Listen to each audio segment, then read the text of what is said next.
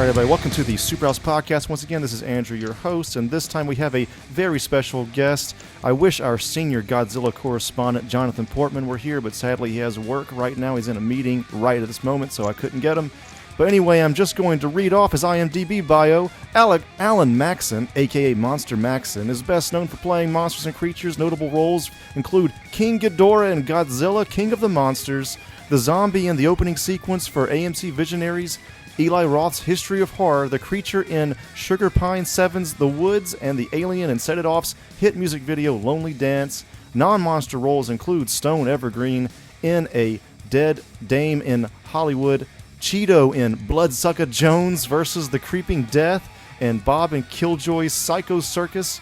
Allen has also appeared in numerous commercials such as Dave & Buster's, Chevy, AMC's Fear the Walking Dead, Adult Swim's Robot Unicorn Attack 3, and Century Day and Night Spa. Along with his on-camera presence, Allen has also been heard as a voice actor. He performed the English dubs for Netflix's foreign films I Am Not an Easy Man, Nothing to Hide, A Fortunate Man, and Four Lattes? Lattes? Four Lattes? Alan has voiced the Sigma Brewing Company's online commercial. Thank you for coming on, Alan. Thank you. That is a mouthful. I need to tone that bio down. It's good. It's good. Start off with the best, the Godzilla and all that. I also wanted to say, we talked about this a little bit off the air, but you are exactly 2 months older than me. I was born on August 22nd, 84. Oh, dang. Yeah, you're 6/22. Happy birthday coming up in a couple months. You in a couple days, right? This week?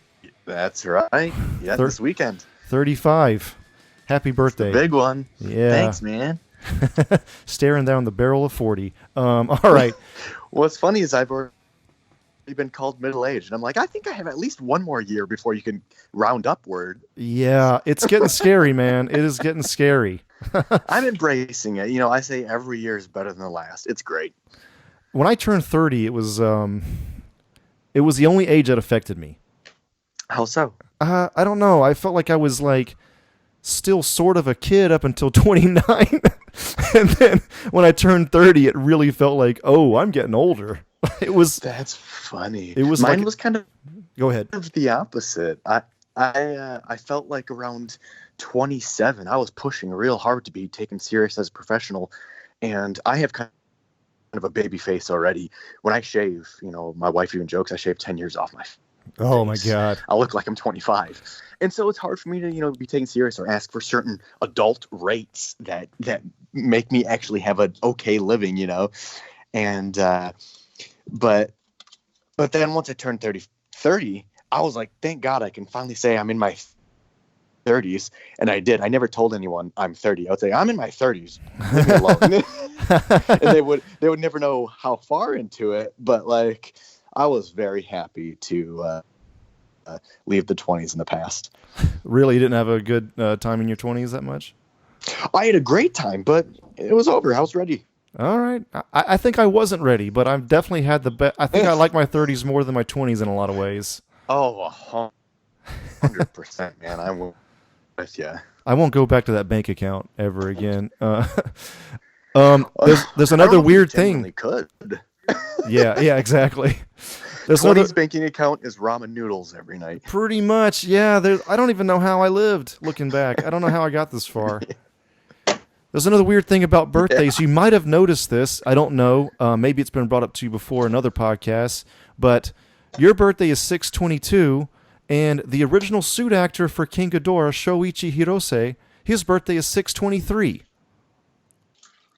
I have never heard this before. That is awesome. Yeah. Wow. What a small quinky dink. I wish you were going to say the 22nd. That would have been even more perfect. It's insane. It's close enough, though. It's close enough to be weird. Yeah, what's the time zone difference? Do you think it's the same? The time zone puts you, so they're a day ahead. Actually, maybe it is the same day in some way. We'll have to call a mathematician or an actuary, somebody who can calculate better than us. Right. Yeah. It very well might have been, but definitely he was a little bit older than us. I think he was born 1918 or something like that. I didn't write that part down. So just to start off, what was it like working on Evil Bong 666?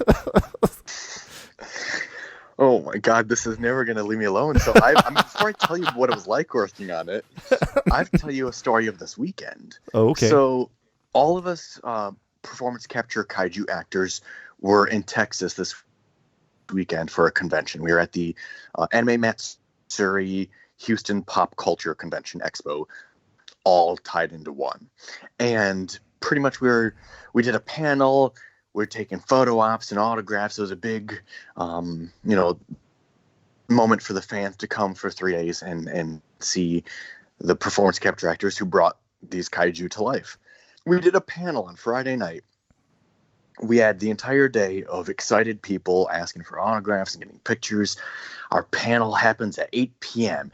Everyone's been with us all day. We talk about Godzilla for half hour, 40 minutes. Then they go, all right, let's open up the audience to questions. Right out the gate, the absolute first question. Yes, this is for Alan. What was it like working on Evil Bong? It's just a hilarious title, man. It's great. And then like all my kaiju brothers just busted out laughing because it was a joke all day. Because I actually had 2 people ask for an autograph on an 8x10 of the Ginger Dead Man's lips, and they were making fun of me so much after that when we were at dinner the next 2 nights, one of the other clients that our agent reps is Doug Jones.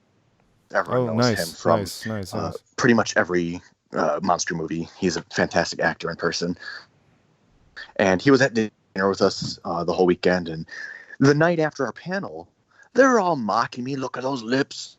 Look at him. And Doug's like, so wait, what is this you're in?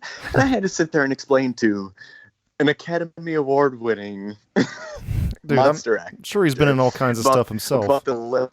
He did actually. He told me a story that he just recently, I think that same weekend, had someone pull up a trauma movie that he was in. Oh, nice. And ask for an autograph. So it was like I had Charlie with a full moon movie. He had a trauma movie. It was perfect. I was like, all right, bro, I got you. And he was down. He was like, that's cool. And then he asked how many hours. And he's like, oh, you kept going after one. Oh, man. But I do have to say, it's funny when we're in that scenario because we're talking about the biggest blockbuster movie of the summer right now. Right. And that's the movie they bring up. So it's a big joke and funny. But truly, I absolutely love working for Full Moon. They are so fun. And I've worked on, I'm just going to guess 5 movies offhand and like 3 commercials and a really awesome one coming up soon that I can't even mention what's happening with that. But yeah, I love it. And also it's one of those things where it's like, it may be silly, but how many people can say that their lips replaced Gary Busey's? You know? Right. Oh, so, man. So I play the lips of the Ginger Dead Man and the Ginger Weed Man. Pretty much there's a puppeteer on set. There's actors that play the voice of these puppets, but then my mouth is what they superimposed digitally onto the puppet, kind of like how they do with Annoying Orange. Right. And I have big buck teeth that I put in so that they look closer to Gary Busey's rather than mine. And I just over accentuate and do the lines, and they pop it on the puppet, and then they put the voiceover guy's voice into my movement onto the puppeteer's movement, and the 3 of us combined bring to life the Ginger Dead Man and the Ginger Weed Man. Nice. Oh, man. I just saw that on your resume. I thought that was just a hilarious name. I don't think I've seen that movie, but it was just, I thought it was funny. I didn't know that that's what you get all the time. Yeah, I've been in 3 movies, Evil Bong 5, 6, and 7. And ironically, I found this out, I think, after I was in part 7, because they bring me in after the filming is done in post-production and take care of me then. Okay. But the lead actor is a guy named John Jordan, and I went to high school with him. He's been in all 7 Evil Bong movies. And him and I were in Oklahoma together on stage when he was a senior and I was, I think, in 8th grade. I somehow made it into the high school play. I snuck by or something. And it's so funny that it did a full circle. And he looks the same, I guess, but I was going to also say he looks different. And also, that was, Jesus, 1998. So I didn't remember him until a friend of mine in Michigan pointed out that it was him. And I was like, are you shitting me? That's crazy. Yeah, it was pretty funny. Well, I won't bore you with asking about True Cats next. Let's just get straight to Ghidorah. Well, True Cats is awesome, too. What was your question for that? That one is a cool one. Oh, okay. Well, I feel like people are like, where's the Ghidorah shit? Oh, okay, what's so cool about True Cats? You know, Ghidorah, we can leave to the end. This way they don't cut out early. Okay, all right. So True Cats was a motion capture job where it was a pilot of cats that are cops, and they're busting other cats for like having illegal catnip and stuff. This is and it's kind of like a parody animation? of True Detective. Yes. Okay. I don't know if the full pilot is available online, but I think you can see a clip if you Google my name and True Cats. I think it's on YouTube somewhere. Okay. But that was fun. It was a lot of fun. And the creator of that, Will Driscoll, he's called me in for a number of things since then. So it's been a fun ride working with him. But True Cats is clever. It's a voice acting gig for you. That one is just the motion capture. Actually, he has a bunch of actors who do the voices, and then basically I get in the mocap suit and he plays the audio recording of the actors out loud, and I act out with the voice to combine it together. That's interesting. I'll look that up. So let's get to the main event here. You were the false king of the monsters. Yeah, you were the right head for Ghidorah? That's correct. Okay, so how did that happen? How'd you get this part? So before I got into motion capture, I have played many, many monsters with practical, like prosthetic suits, makeup. And I knew motion capture was a huge thing that's been coming and growing even more. And I think I actually, once I realized that, I was like, I got to get in that world as well. And so I did. I think I volunteered to do motion capture for a live event called SIGGRAPH, which is in California, and it's basically just demonstrating how motion capture works. And after that is when I met Will for True Cats. And I was like, okay, so I can do this. I can get into it. So True Cats led you into Ghidorah, actually. In a way, yes. There are many paths that led me into it. But after True Cats, I sought out a school. And this is really truly the thing that got me into it. There's a school called the Mocap Vaults, and they have training here in Los Angeles and then also in London. And the two owners are fantastic at motion capture. And actually the left head, Richard Dorton, he is the teacher and co-owner out here in Los Angeles. And he's been in over 100 video games. His slogan is, if you've ever played a video game, you've killed him. Nice. So he is one. Yes. So he's one of the top mocap actors. And so I basically started training with him. And at the time I also trained with TJ Storm, who he plays Godzilla in 2014. And so my connection started to grow from there. And through those connections, I met a guy named John Root, who was at MPC Technicolor, and he brought me in for a couple of days of actually previs for Godzilla. And then there was a post on the student forum for the Mocap Vaults looking for creature actor reels. And I put mine up, which at the time was 100% practical. And then I had a phone call from my agent saying, Legendary wants to see you for Godzilla. And knowing all those connections that I had just worked with, all three of those guys, I was like, that's where it came from, was that post on the student forum. And so that's how I get it, is I give all credit to the mocap vaults. And I think that's the main reason I got. That's awesome. So how do I say this? How much did you know about Ghidorah going into this? I mean, after you get the part, did you do any research? I did. So yeah. Obviously I knew Ghidorah was the three-headed dragon. He's one of the main arch nemesis of Godzilla. I put my Godzilla fandom into a certain particular tier. I look at how I am with Star Wars. Basically, I'm an encyclopedia. I can out Star Wars knowledge almost anybody. Oh, nice. But then I also have a category of, say, Marvel movies.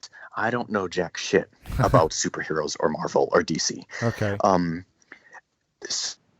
So on that scale, Godzilla, if you put a slap dab in the middle between those two, I'd say Godzilla is in between the middle slot and the knowledge of Star Wars that I have. Okay. Basically, I had a Godzilla VHS as a kid. I had a Godzilla 6-pack DVD as an adult. But as far as that, I wasn't deep into the world like I am now. But as soon as I booked the role, I knew who I was. I was very familiar with it. But I decided to do my research, and I bought every movie that had Ghidorah in it from the past. Nice. So that I could know my stuff. And I tell you, between that studying and just being in this world now, I'm so fully immersed. I know so much about Godzilla over just the last year and a half. And it's a lot to do with the fans, because these fans are like how I am with Star Wars. Right. They know everything, and right. They will tweet at me and Instagram at me, and I'm just sitting there being like, wow, I'm learning every day. Hey everybody, it's Andrew. I just wanted to tell you about our friend Israel's retro gaming shop, Retro Co. If you go to retro-ko.com, you'll be able to see all of his retro gaming goodies. If you wanted to get that Sega Saturn hidden gem from back in the day, or if you wanted to get the Famicom disk system that you never got as a kid, or any other type of retro game that you were into, or import game, please go to retro-ko.com. That's retro-ko.com. And if you use the SuperHouse code Johnson's Ballsack, you'll be able to get a little bit of a discount at checkout. So please, once again, if you could just go to retro-ko.com. You can also go to facebook.com/retroko with no hyphen. That's RETROKO. You'll be able to find him on Facebook as well. If you were looking for that PlayStation import game that you never got, if you were looking for that Mega Drive game that you never got, or any other kind of retro game, any import game, it could even be European, Israel also curates bundles at Retro Co, and he'll curate that bundle just for you. So please go check him out. If you put in the code Johnson's Ballsack at checkout, you'll receive a SuperHouse discount. What was the direction that you got going in from Doherty or whoever was with you? On the day of filming? Well, beforehand, I guess, and then the day of. So beforehand, I went in, it's funny because all of us heads of Ghidorah have joked about this many times on interviews and whatnot, but we all went in for our audition thinking it was truly an audition. We went in wearing workout clothes, ready to move. Mm-hmm. But when I got in there, we all went separate. So I was by myself, and Mike was just like, all right, let me show you some stuff. And he showed us some previs, some clips from the film that they already filmed and cut together. And then he asked me about my creature acting and how I got into it. And he actually told me the reason he was interested in me was because of my practical work. He wanted real suit actors underneath the mocap embodying this character so that it had the heart of the old films. And I was just sitting there thinking, oh my God, that is like the exact thing that a creature actor like me wants to hear from a director, because not only does he want to use a technology that is different from what I love, but he respects and gets what I do. Right. Right. And he wants to bring it all together as one. And I was just like, that's perfect. I am the man for that. That's awesome. So I'm trying to And picture. Oh, go ahead. Go ahead. well, I was just gonna say, he gave us you asked if he gave us direction or Yeah. anything, and in that meeting, he had mentioned, he's like, I want all three heads to have different personalities, and he didn't tell me what one he was thinking for me, but he only told me one, so I assumed that's what he thought for me. And he said one of the heads I would love to be super crazy, aggressive, and full of rage. And my reel, the very first thing in it is a creature that I had just updated my reel.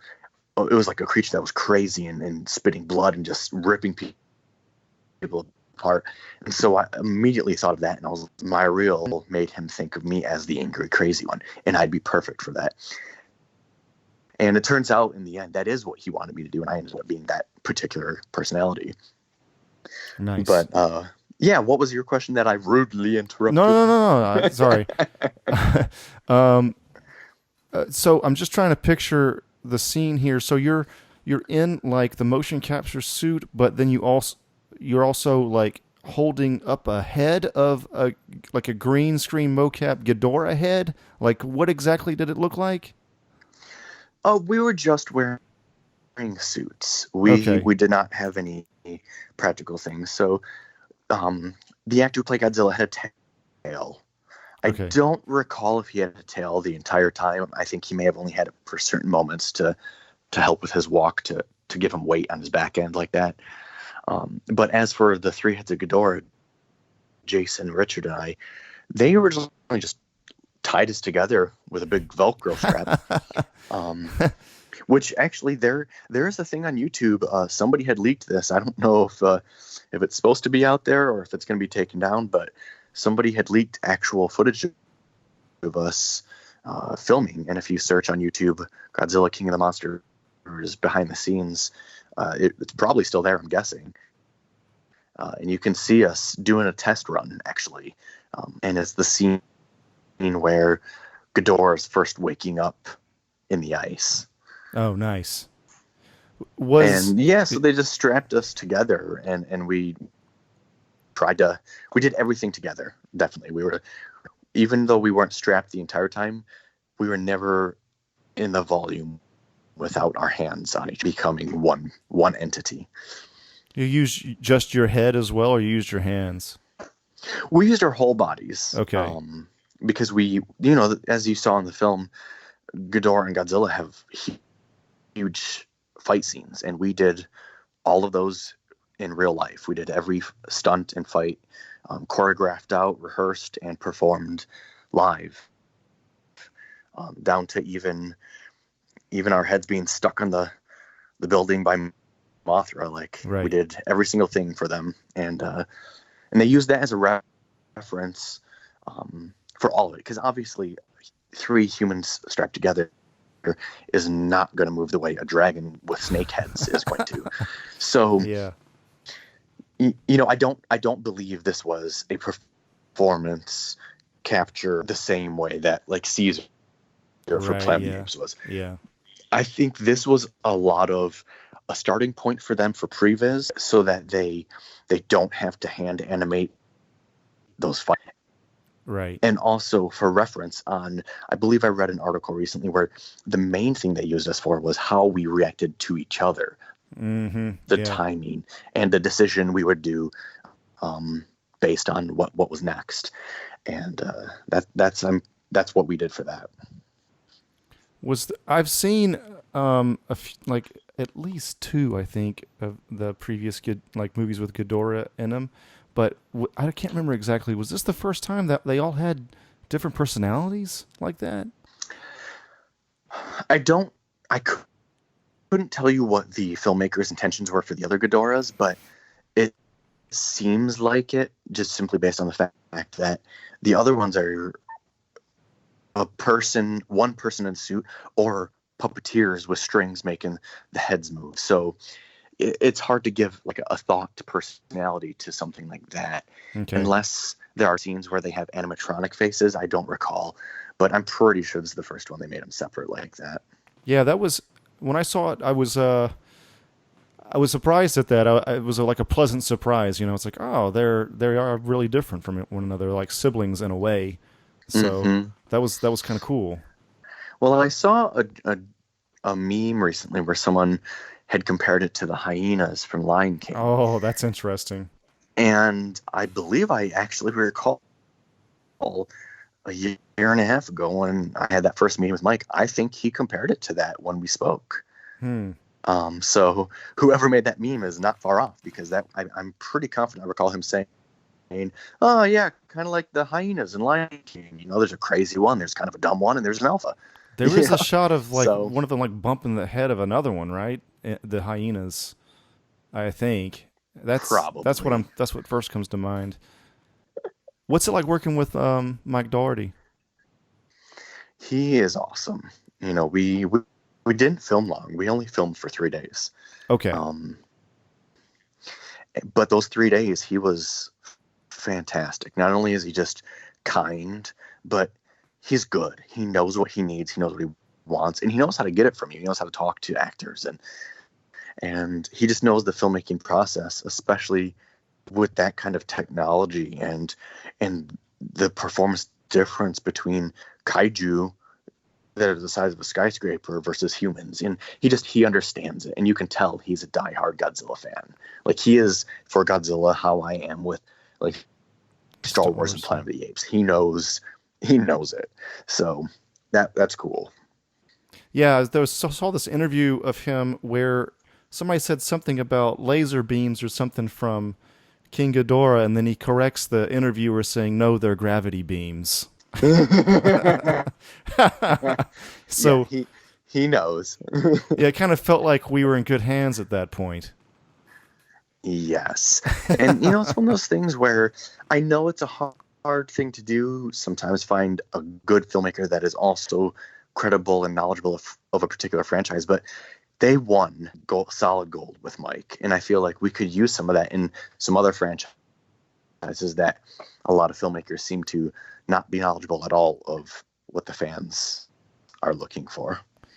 Yeah, I think I don't want to like put anybody down, but it's my favorite American Godzilla film. I'll tell you that. It was, it's fucking awesome. You get all the fucking monsters in there, and the score also is fucking incredible. Yes. Bear I McCreary. do have to say, though, I love all the American Godzillas, all three of them. So they're all very different too. Mm-hmm. One of them is a monster movie. Right. The other one is a father-son war movie. Right. And the other one is Jurassic Park.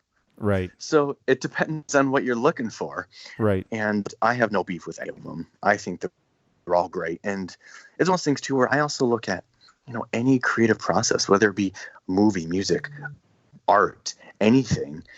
It's like, no matter how terrible it is, whoever worked on it, they put in as much as they could. And I give respect to all creative things like that. So I hate to ever bash on something. Sometimes you can clearly say, I prefer this movie over watching that one, but I would never say, you deserve to be smacked in the face. Right. No. That's yeah, that kind of stuff I try to avoid myself. Yeah. Okay. um, anyway, moving on from that. We're having fun here, guys. Yeah, we're having fun. So, did you have any involvement with? I know Legendary is Chinese owned, but anything with Toho, any Japanese involvement whatsoever? Did you meet Ken Watanabe? Anything like that, or Japanese reaction to this film? So I have two stories for that. One, I met Ken. I met him at the Grauman's red carpet premiere, and he was such a gentleman. The left head and I went up to him and introduced ourselves and shook his hands, and he was very gracious and nice to meet us, and so were all the actors, everybody. It was interesting because even Kyle he had no idea there were mocap actors involved, and he was like, "Oh my God, you guys are the Andy Serkis of this film," and he introduced us to his daughter, and there was a lot of excitement. And even Gareth Edwards did the same. Him and I chatted for a good 20 minutes just talking about Star Wars and action figures, and he introduced me to his girlfriend, And it was a lot of fun surprise that I think most people didn't realize Mike had hired mocap actors for it. That's cool. And then you asked about the Toho reaction is, so this weekend in Texas, it was the first time ever that the Godzilla store from Toho had been in the U.S. And it was a pop-up store. Nice. And the owner of the Godzilla store was there. And he was so excited to meet us. He was geeking out and wanted pictures with us. And we were exactly the same in return to him. So it was so funny because it was like all of us just like so excited to be with each other. And he was telling me that in Japan, they absolutely go nuts for this movie. I've said heard the theaters that. are packed. The merchandise are flying off the shelves, which is true. If you try to order some of these like Bandai figures, dude, they're sold out. That's awesome. Yeah, so Japan's loving it too, which is great because we want them to keep giving legendary rights to keep making more. I think that's really the best compliment in a way you can give the whole team, but especially The Doherty, creators. just because he was the director, kind of oversaw the whole thing. Like if you can get the Japanese on board, especially as much as he has, and it just shows that he paid attention to the right things when he made the movie. He understood the fan base and all that. So I think really to me, I would say, I'm not Japanese, but I'd feel like that. I think it would seem like that was the biggest compliment you can give him, for this movie. Absolutely. And I even feel like in the story, Mike, I think, did in return a compliment to the Japanese culture, where the whole reason Godzilla exists is as social commentary to the bomb in Hiroshima. And in this story, it started with Gareth Edwards' version, where Ken Watanabe has the watch from his grandfather that stopped at Hiroshima, and then that storyline concludes in this new movie, and it's just like it's got all the right things of everybody just complimenting each other. I think everybody definitely had the right mindset for everything. Yeah, I would say so. You originally you started out in editing? I did. Yep.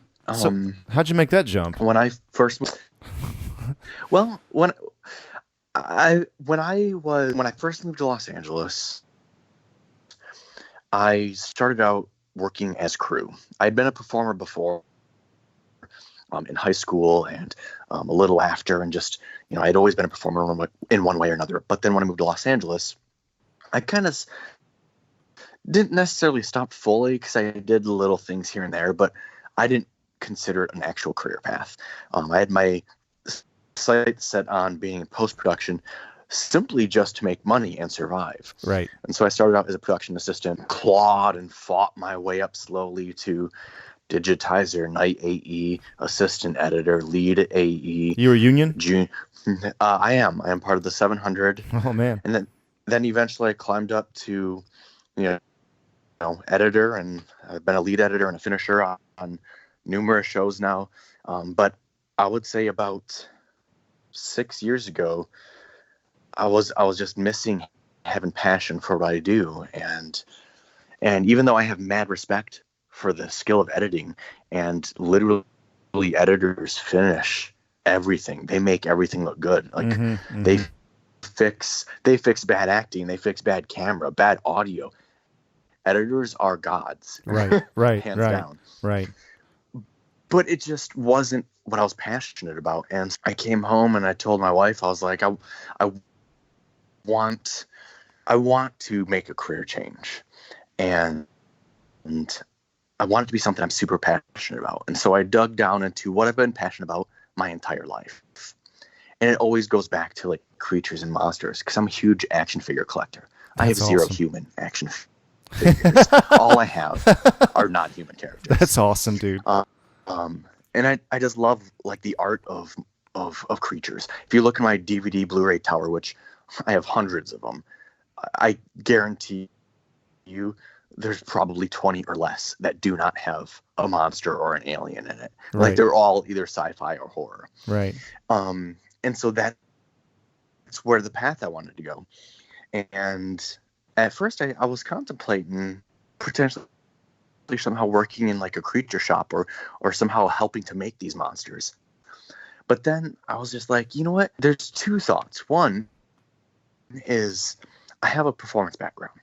Two, if I'm going to make a career change, which I already have a solid career as an editor, my career change, I'm going to go for the gold. I'm not going to make a career second choice. Mm-hmm. I want to be the monster, because what you can't get better than being a monster. Right. So I sought it out. I started reaching out to anybody who I knew that was making creature movies. I started doing even more training with things like mime and stunts and combat and motion capture and just anything and all things physical. And even real acting, I started taking improv and acting technique, scene study. I did all the performance study I could, and started booking roles, and the snowball started to increase where now I'm known for playing creatures. And I get phone calls, just last month I got a phone call on a Sunday night asking if I'd fly to New York to play a creature at 7 a.m. And I'm just now, it's like, oh, call Alan. If you need a creature, call Alan. So I love it. And I'm so passionate about it because it's like, what's fucking cooler than being a monster? Nothing. That's awesome, man. I love the passion, dude. It's fucking sweet. Thank you. But the editing has come in handy big time, because a lot of the creature work, it doesn't rely on camera and editing, but it has heavily to do with how you cut the film together and how you film it from a filmmaker's standpoint, not just performance. So I truly believe all of my history as an editor and filmmaker knowledge truly helps my performance, because a lot of it is, we're going to cut with this, we're going to stop here and do this, and technical things that I get, and I'm like, oh, I know exactly what you're doing. Let's do this. They're going to need handles. They're going to need handles. I think some other people, exactly. Yep. Yeah. Trust me, I don't stop my heavy breathing when I rip someone to pieces until 10 seconds after they call cut. Right. Yeah, man, the handles, that's a big deal. Mm-hmm. Oh, man. So what got you into it initially, I know we have to go in a second, but does it all stem from Star Wars? See, I can't give credit to just one thing. Star Wars is a huge part of my fandom. I think if you had to ask, what are my biggest fandoms? It's Star Wars, Planet of the Apes, Gremlins, Ninja Turtles, Ghostbusters. I think it's like, it's a whole plethora of just, I love creatures. I remember as a kid telling my parents, I was like, I want one of the Ninja Turtle costumes from the movie, the old Jim Henson ones. Mm-hmm. And they're like, oh, I'm sure we could find one. And I was like, no. I don't want a store-bought one. I want a custom one with animatronics in it. Right. I want to become one of these turtles. Yes. And so, like, from an early age, I had mad respect for these things, like watching Dark Crystal and just everything. And I even remember when Jim Henson died, I remember reading it in a newspaper, and I remember crying. That was the first celebrity death that I cried over. And it's, I think I've just always understood and respected the art. When people like you and I were kids, we would watch the making of Jurassic Park and all these. And speaking of that, I was at Legacy Effects today, which nice. originally was the Stan Winston studio. Yeah. And they have some awesome stuff in there. Oh, man. I've actually never been in there. I work at Fractured Effects, and I know people that have, like, everybody like hops around from shop to shop. Mm-hmm. And I'm the one of the few that actually hasn't been in those doors just yet. Oh, you got to get over there. Yeah, I need to. So this is another thing about the original guy that played Ghidorah, Shoichi Hirose. He he was the guy that went on to play Kong in Godzilla vs. Kong. So are they He going? did. Are they going to continue that tradition, bro, or what? So you're not the first one to mention this to me and ask this exact question. Yeah, yeah. The thing is I would absolutely love to, but I know for a fact that in Kong Skull Island, Terry Notary played Kong. Yeah, yeah. And I've trained with Terry before. He is fantastic. Yeah. And I guarantee you there is no way they would not have him reprise the role. All right, all right. And if they did, they would be fools. So I'm hoping they find other kaiju to bring back the three heads of Ghidorah for, because that would be absolutely fantastic to keep the tradition going of having us involved and not end with one movie. That would be so cool. I know you're obviously under NDA for a lot of this, but are you part of the next one in any form whatsoever? You don't have to say character name or anything like that. I have not heard a single word from anybody. I think Okay. I think they're keeping that thing tight under wraps. And also, I believe I read somewhere they're doing reshoots. So who knows what's happening with it. Okay. But I hope so. I hope it happens. Do you have like a dream role? I guess it would be Star Wars or what? Well, it's interesting because now that Disney owns Star Wars, I don't see many creatures in it. It's a lot of humans these days for some reason. Mm-hmm. I know obviously there's exceptions. They had Admiral Raidus and Chewbacca, but they don't have a lot of Bib Fortunas or Gamorrean guards type of things. I would absolutely love to be in a Star Wars. That would be a dream. But I think if I had to pick a dream, it would be to have my own type of beloved franchise, almost like Robert Englund type thing, where I have 10 movies of one awesome character that everybody loves. That would be mine. And I would want it to be a fun character. Like the funny horror guys are always my favorite. Chucky, Freddy, Leprechaun, Gremlins. Like that would be my goal is to have an awesome franchise character that I can just have fun with for a decade. That would be the dream, wouldn't it? That would be, yeah. Yeah. And Star Wars and Planet of the Apes. So that'd be my top 3. Right. Those Planet of the Apes movies are, the new ones especially, in my opinion, God, they're like too good. Why are they so good?